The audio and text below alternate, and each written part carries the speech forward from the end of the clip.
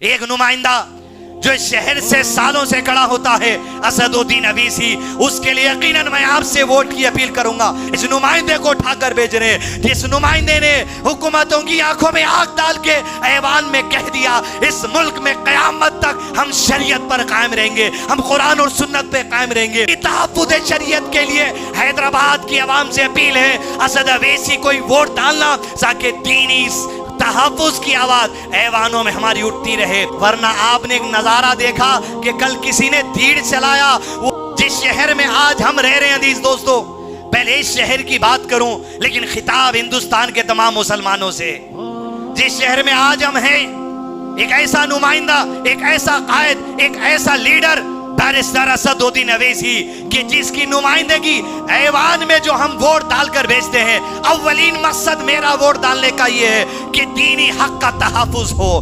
ایک نمائندہ جو اس شہر سے سالوں سے کھڑا ہوتا ہے اسدالدین اویسی، اس کے لیے یقیناً میں آپ سے ووٹ کی اپیل کروں گا، اور یہ ووٹ کی اپیل خاص ہے 2024 کا جو الیکشن ہے۔ ایک ایک ووٹ ڈالنے والے کو آپ کو اٹھا کر ووٹ ڈالنا ہوگا، بڑی کثرت میں بتانا ہوگا ہندوستان کے ایوانوں کو کہ مسلمانوں کی آواز ہے، ہمارے مذہبی حقوق جو اس ملک کے اندر ہے اس کا تحفظ ہم چاہتے ہیں۔ اس نمائندے کو اٹھا کر بھیج رہے ہیں جس نمائندے نے حکومتوں کی آنکھوں میں آگ ڈال کے ایوان میں کہہ دیا اس ملک میں قیامت تک ہم شریعت پر قائم رہیں گے، ہم قرآن اور سنت پہ قائم رہیں گے۔ یہ جرأت ہونا پڑتا کہ آپ حکمرانوں کی آنکھ میں آنکھ ڈال کے یہ بات ان سے کہہ دو۔ سر ہم جب تک بھارت میں رہیں گے، صبح قیامت تک رہیں گے، اپنے دین پر رہیں گے، قرآن اور سنت پر رہیں گے۔ بابری مسجد ہے اور رہے گی، بابری مسجد زندہ باد، زندہ باد، بھارت زندہ باد، جے ہند۔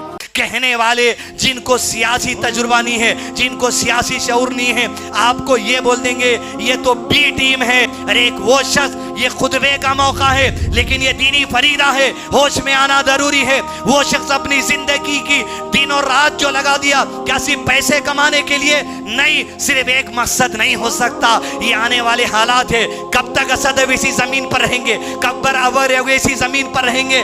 آپ کی اولاد جو 10 سال کی ہے، 15 سال کی ہے، آگے چل کر سیاسی فیصلے انہیں لینا ہے۔ جب یہ دنیا سے چلے جائیں گے، یہ آگے کے حالات کا فیصلہ ہے۔ میں جو لڑائی لڑ رہا ہوں آج کے لیے نہیں لڑ رہا ہوں، میں جو لڑائی لڑ رہا ہوں اتر پردیش میں، بہار میں، جھارکھنڈ میں، مغربی بنگال میں، یہ آنے والے کل کے لیے لڑ رہا ہوں۔ میں جانتا ہوں کہ میری زندگی میں شاید نہ ملے، مگر کم سے کم میں اس سخت زمین کو نرم کر کے چھوڑ دوں، اس زمین پر جو پہاڑ ہے ان کو اکھاڑ کر پھینک دوں، اس زمین میں جو ناسور ہے اس کو نکال کر پھینک دوں، اس زمین میں جو زہر ہے اس کو نکالوں، اس زمین میں جو سانپ ہے اس کو ہٹاؤں، تاکہ میرے بعد جو نسل آئے گی وہ فصل اگائے گی، اس پر انشاءاللہ ہوتا۔ دارالسلام میں اس وقت آدمی نے کہا تھا، میں نے کانوں سے سنا کہ ہم نے طوفانوں میں چراغ جلانے کا ہنر سیکھ لیا ہے۔ جب تک سالار ملت ہے، بچپن سے ہم دیکھ رہے ہیں ایک MP سیٹ تھی، لیکن طوفانوں میں چراغ جلانے کا ہنر جو اللہ نے اس آدمی کو دیا ہے۔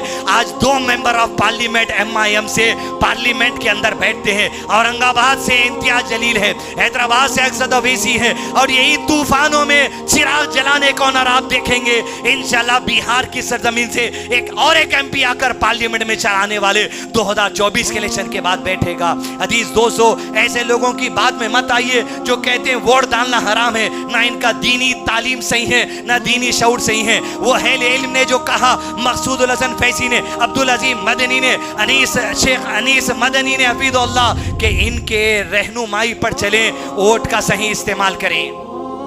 مقصد تحفظ شریعت، حقوق کا تحفظ، باتیں اور بھی ہیں لیکن ممبر سے آپ کو یہ شعور بیداری مقصد ہے۔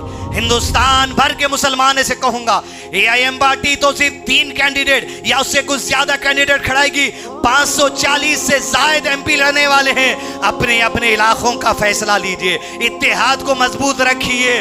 ایسی طاقتیں جو آپ کے دینی تحفظ کے خلاف ہیں ان کو جواب دینا ہے اس ملک کے اندر جو ووٹ کی طاقت ہے اس کے ذریعے. ورنہ آپ نے ایک نظارہ دیکھا کہ کل کسی نے تیر چلایا, وہ اشارہ لوگ کہہ رہے ہیں مسجد کی طرف ہے, تو دیکھیے جب اشارے میں ایک کام کیا جاتا ہے دلوں میں اسلام کے خلاف کیسی کنس ہے, دلوں میں آپ کے دینی تحفظ کے خلاف کیسی کنس ہے. ہم نہیں معلوم وہ سچ ہے یا غلط ہے, لیکن اشارہ تو ادھر ہی تھا. زمانہ کہہ رہا ہے, ہم بھی آپ کی رہنمائی کر رہے ہیں. یہ باتیں بالخصوص 18 سال 19 سال 20 سال سے لے کے 25 سال کے جو نوجوان ہیں, فرسٹ ٹائم ووٹر ہیں, سیکنڈ ٹائم ووٹر ہیں, آپ ہندوستان اور حیدرآباد کی 50 سال کی تاریخ نہیں جانتے, آپ 1992 کے واقعات نہیں جانتے, آپ 2002 کے گودرا کے واقعات نہیں جانتے, آپ نہیں جانتے آسام میں کیا ہوا. لیکن یاد رکھیے تحفظ ضروری ہے. اس ملک کے الیکشن کمیشن نے آپ کو طاقت دی ہے,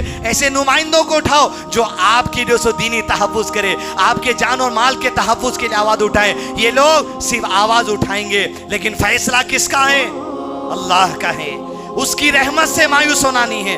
آج نمائندے ہیں, کل نہیں رہیں گے, کل کوئی اور رہے گا, لیکن ہیبت میں نہیں, ہوش میں رہ کر دین پر قائم رہتے ہوئے. سیاست کی وجہ سے ہمارے دینی بنیادوں کو ہم ٹھیس پہنچائیں گے نہیں, ہمارے دین کو برباد نہیں کریں گے, لیکن دین کو برباد ہونے سے ہماری زندگیوں میں بچانے کے لیے اگر سیاست کا سہارا لینا پڑ رہا, ووٹ کا سہارا لینا پڑ رہا, تو اہل علم نے کہا ضرور بر ضرور سہارا لینا چاہیے.